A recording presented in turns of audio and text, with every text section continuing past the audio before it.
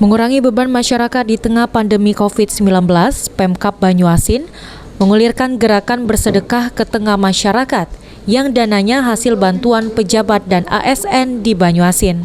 Dalam peringatan 10 Muharram lalu, gerakan bersedekah ini mampu menyantuni anak yatim di Banyuasin dengan membagikan amplop untuk 570 amplop anak yatim piatu di 17 kelurahan dan 288 desa Kabupaten Banyuasin.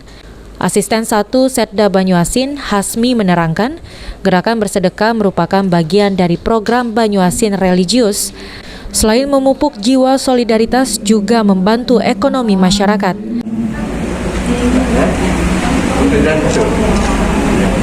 Iya, terus Pak. Udah langsung jalan, Bay. Serentak dilaksanakan di 288 desa dan 17 kelurahan serentak. Nanti kita minta laporan kepada kepala desa masing-masing, kita ingin berapa jumlah yang kita santuni, berapa jumlah dana yang kita berikan, tentu berdampak terhadap pertumbuhan ekonomi.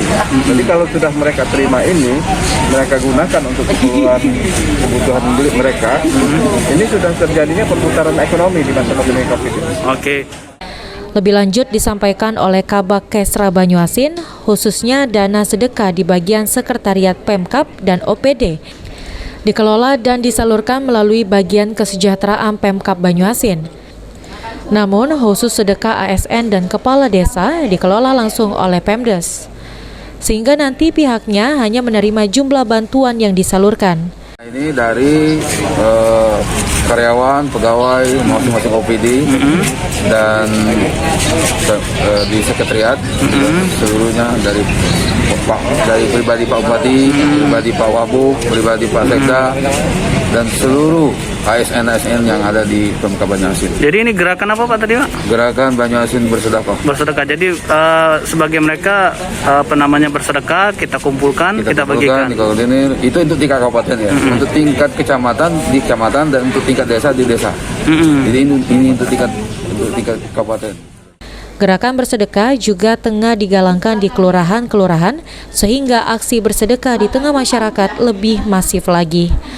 Banyuasin Religius, Kelurahan Air Batu juga mengikuti apa yang menjadi instruksi dari Pemerintah Kabupaten Banyuasin untuk sedekah 10 Muharram. Ini kami laksanakan, kami himbau ke masjid-masjid yang sejauh ini sudah akan dilaksanakan. Bahkan malam hari ini seperti di masjid dalam satu lingkungan 3 akan melaksanakan pembagian dan sekaligus melaksanakan yasinan bersama. Sejauh ini dari tempat-tempat yang lain juga sudah ada pembagian sedekah Muharram ini. Dan hari ini kebetulan di Kelurahan Air Batu, Pemerintah Kabupaten Banyuasin secara perdana menyerahkan sebanyak 20 anak yatim piatu yang secara mungkin berurutan dari kelurahan-kelurahan yang lain.